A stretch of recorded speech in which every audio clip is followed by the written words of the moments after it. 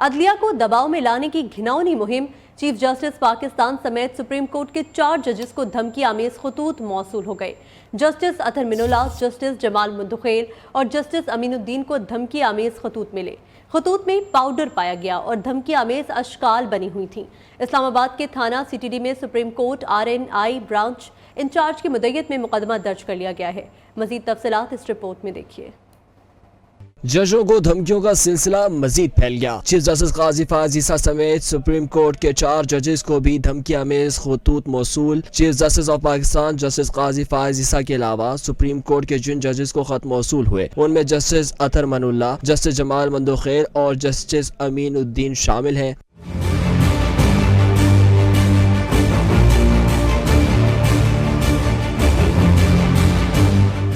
DIG operations اسلام آباد سید شہزاد ندیم بخاری نے اسلام آباد ہائی کورٹ کو بتایا خطوط میں موجود کیمیکل معائنے کے لیے بھجوا دیا۔ خطوط لیٹر باکس کے ذریعے پوسٹ کیے گئے، اس سے آگے کی بات بتائیں۔ چیف جسٹس اسلام آباد ہائی کورٹ کا استفسار، ہم اس لیٹر باکس کی CCTV اور ایریا کی معلومات حاصل کر رہے ہیں۔ DIG کا جواب، ججز کو خطوط کے معاملے پر CTD ٹیم کی رجسٹرار سپریم کورٹ سے ملاقات، مقدمہ اندراج سے آگاہ کیا۔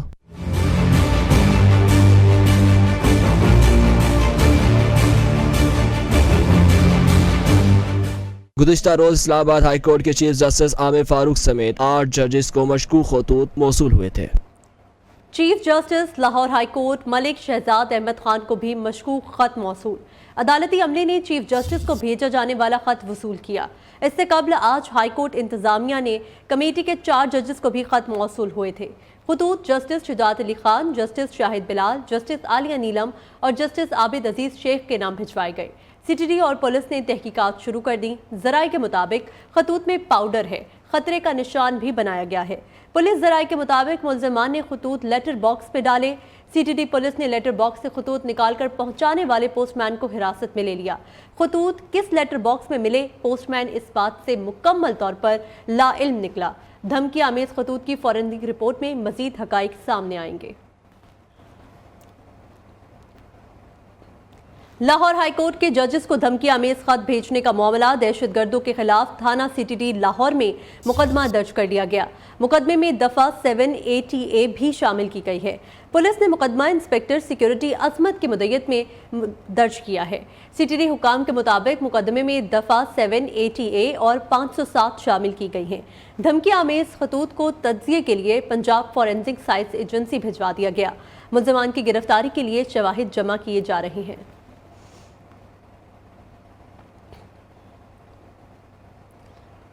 چیف جسٹس نے ہائی کورٹ ججز خط کے معاملے پر فل کورٹ بنانے کا عندیہ دے دیا۔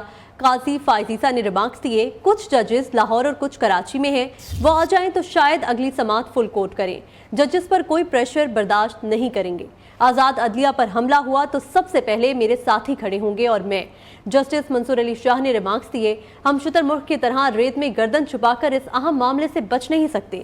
جسٹس اطہر من اللہ نے کہا، ملک میں سیاسی انجینئرنگ ہوتی رہی ہے، ججوں کا خط بتا رہا ہے، سلسلہ آج بھی جاری ہے۔ چیف جسٹس کی سربراہی میں 7 رکنی لارجر بینچ نے از خود نوٹس کی سماعت کی۔ چیف جسٹس نے ریمارکس دیے کہ پریکٹس اینڈ پروسیجر قانون کے بعد چیف جسٹس اکیلا کوئی فیصلہ نہیں کر سکتا۔ پہلے چیمبر میں آ کر کیس لگ جاتے تھے، لیکن اب نہیں، سب پرانی چیزیں ختم کر دی ہیں۔ عدالتوں کو مچھلی منڈی نہیں بنانا چاہیے۔ چیف جسٹس نے مزید کہا کہ آج کل ہونے والے پروپیگنڈے کی مثال نہیں ملتی۔ ججز کا خط موصول ہوا، 2.5 گھنٹے تک ہائی کورٹ ججز سے ملاقات کی۔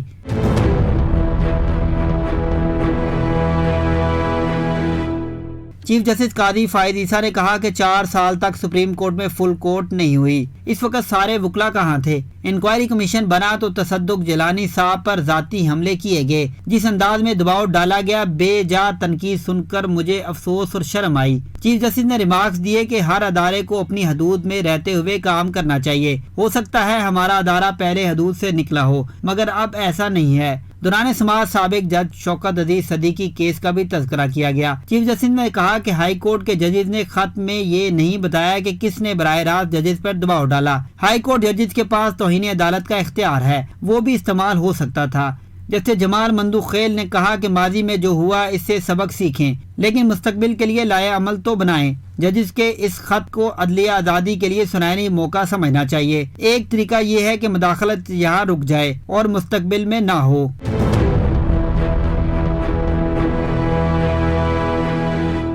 جسٹس منصور علی شاہ نے ریمارکس دیے، شتر مرغ کی طرح گردن زمین میں دبا کر نہیں بیٹھ سکتے، عدلیہ میں مداخلت کا سلسلہ ہمیشہ کے لیے بند کرنا ہوگا۔ جسٹس اطہر ملنا نے کہا کہ یہ باتیں سب کرتے ہیں، کام کوئی نہیں کرنا چاہتا۔ یہ درست ہے کہ سیاسی انجینئرنگ ہوتی رہی اور شاید تاثر ہے کہ عدالت بھی ملوث تھی۔ ججوں کا خط یہ بتا رہا ہے کہ یہ سلسلہ آج بھی جاری ہے۔ چیف جسٹس نے کہا کہ آج کیا ہو رہا ہے، خط میں ایسا کچھ نہیں ہے، میرے ہوتے ہوئے مداخلت ہو تو خود کو احتساب کے لیے پیش کروں گا۔ چیف جسٹس نے آئندہ سماعت پر فل کورٹ تشکیل دینے کا عندیہ دیتے ہوئے سماعت ملتوی کر دی۔ سپریم کورٹ میں ججز کی تعیناتی کا معاملہ، chief justice Peshawar high court نے تحفظات کا اظہار کر دیا۔ پشاور ہائی کورٹ کے چیف جسٹس نے چیف جسٹس پاکستان کو خط لکھ دیا۔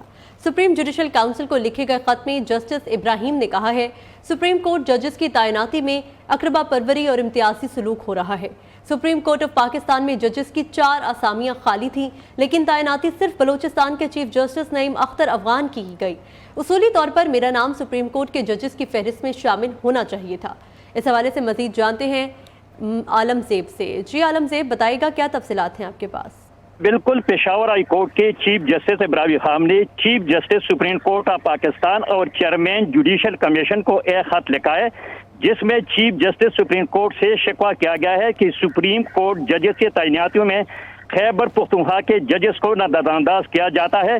خط کے مطابق جوڈیشل کمیشن نے مجھے تعیناتی کے موضوع قرار نہ دیا تو فیصلے کو قبول کروں گا۔ جوڈیشل کمیشن آف پاکستان اور سپریم جوڈیشل کونسل کا رکن ہوں، میری سینیارٹی اور اہلیت کے باوجود تعیناتی پر غور نہیں کیا گیا۔ پاکستان کی تمام ہائی کورٹ کی چیف جسٹس میں دوسرا نمبر سینئر ترین چیف جسٹس ہوں۔ صرف ایک جج کے تعیناتی آپ نے اپنی صوبے کے بلوچستان سے کی ہے۔ میری اہلیت سپریم کورٹ میں آسامیوں کے دستیابی کے باوجود تعیناتی پر غور نہیں کیا گیا۔ سپریم کورٹ میں ججز کی 4 اسامیاں خالی تھی۔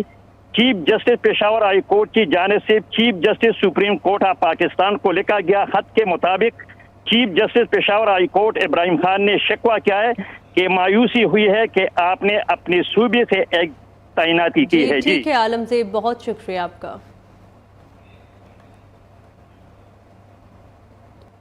پنجاب ریونیو اتھارٹی کا ایک اور اعزاز، پنجاب ریونیو اتھارٹی نے فروری 2024 کے مہینے کے لیے ریونیو میں 22% اضافہ ریکارڈ کیا۔ پی آر اے نے فروری 2024 کے مہینے میں 18.99 ارب اکٹھا کیا۔ گزشتہ برس اسی مدت کے دوران اکٹھا کیے گئے 15.5 ارب سے 22% زیادہ ہے۔ پنجاب ریونیو اتھارٹی کو رواں مالی سال کے دوران کتنا ٹیکس ہدف ملا اور اس نے کس سیکٹر میں کتنا ٹیکس وصول کیا، تفصیلات جانتے ہیں اشرف مہتاب سے۔ اشرف، آگاہ کیجیے گا۔ جی بالکل، پنجاب ریونیو اتھارٹی گزشتہ 3 سال سے اپنا ہدف جو ہے نہ صرف پورا کری بلکہ عبور کر رہی ہے۔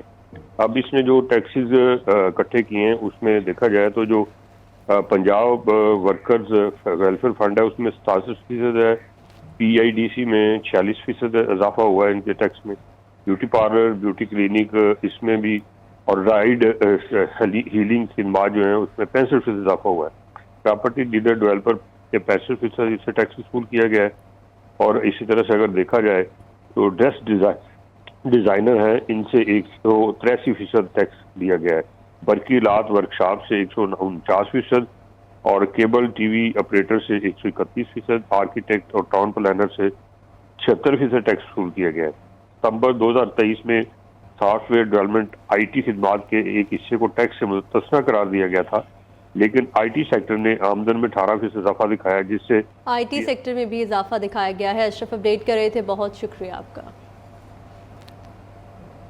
وزیر اعظم کا ماہرین اور کنسلٹنٹس کی تعیناتی سے متعلق حکمت عملی تشکیل دینے کا حکم، وزیر خزانہ محمد اورنگزیب کی سربراہی میں کمیٹی قائم کرنے کی ہدایت۔ شہباز شریف کی زیر صدارت اجلاس میں نئے ٹیلنٹ کے فروغ، وفاقی وزارتوں کی استعداد بڑھانے کا جائزہ لیا گیا۔ وزیر اعظم نے کہا، پاکستان کو بین الاقوامی معیار کا ٹیلنٹ پول بنانے کی ضرورت ہے۔ ماہرین گورننس کے نظام میں جدت لا کر اسے مزید مؤثر بنائیں گے۔ सिविल सर्विस की इस्तेदाद बढ़ाने के लिए पॉलिसी सतह पर तकनीकी तकाजे पूरे किए जाएं।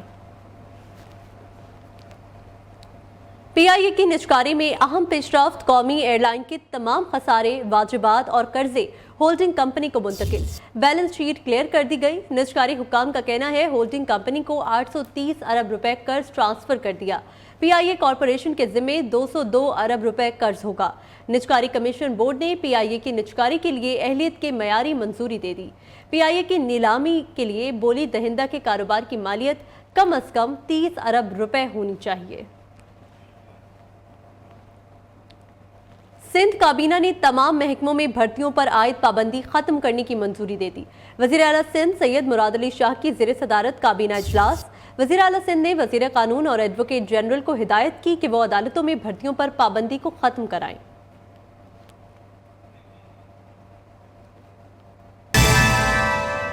Welcome back. ईद की छुट्टियों की बात करें तो वफाकी हुकूमत ने ईद उल फितर की तातीलात का ऐलान कर दिया है। वज़ीर आज़म ने ईद उल फितर पर 4 छुट्टियों की मंजूरी दे दी। ईद उल फितर की तातीलात 10 अप्रैल बरोज़ बुध से 13 अप्रैल बरोज़ हफ्ते तक होंगी। महकमा मौसमियात ने 9 अप्रैल को शवाल का चांद नजर आने के इम्कानात जाहिर किए हैं। महकमा मौसमियात ने ईद उल फितर के चांद के हवाले से पेशगोई करते हुए कहा है कि नए चांद की पैदाइश 8 अप्रैल को रात 11:21 पर होगी और 9 अप्रैल को चांद नजर आने के इम्कानात हैं।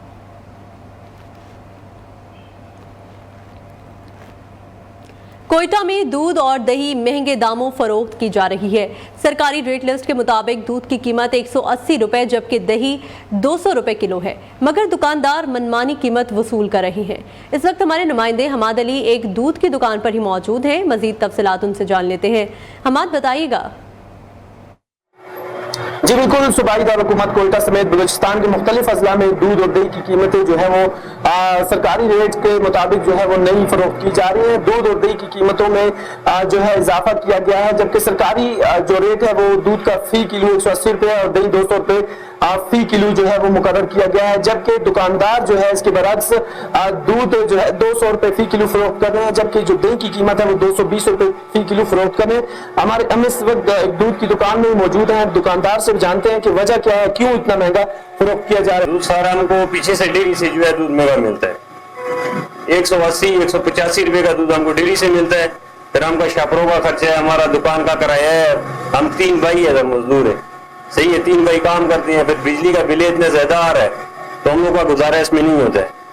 तो इंतजामिया को चाहिए जो कि डेयरी वाले जो रेट ज्यादा किया उन लोगों ने उनसे डेयरी का जो है रेट कम करें।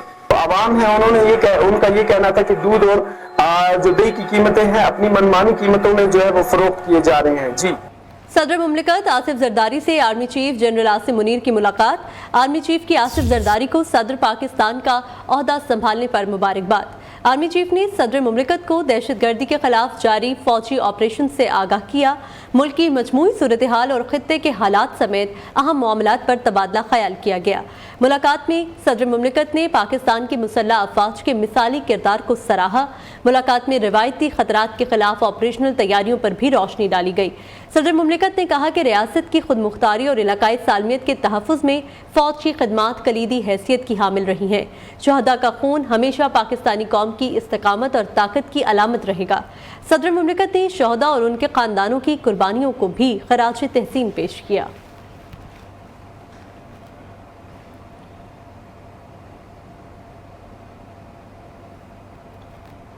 न्यू न्यूज़ का प्रोग्राम किरत का सुल्तान सनसनी खेज मराहिल में दाखिल हो गया है, जहां क्वार्टर फाइनल का मरहला ख़त्म होते ही आज सेमीफाइनल का मैदान सजेगा।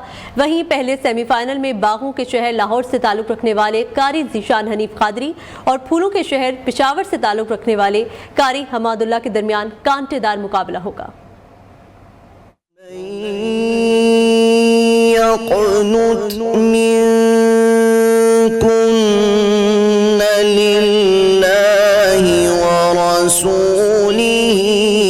وتعمل صالحا نؤتها أجرها مرتين ومن يقنت منكن لله ورسوله صالحا نؤتها أجرها مرتين ومن इसी के साथ न्यूज़ स्टूडियो से फिल वक्त इतना ही। मजीद खबरों और तफसीलात के लिए देखते रहिए नियो न्यूज़।